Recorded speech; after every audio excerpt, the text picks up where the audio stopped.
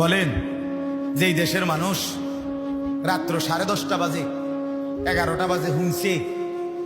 Corona ভালো হয়ে যাব আজান দিলে মসজিদে, আর দেরি করছেন আধা ঘন্টার ভিতরে সারা দেশে আজান দিয়ে লাইছে। যাদের ইমান এত দুর্বল, যে দেশের মানুষ আপনার মাজারের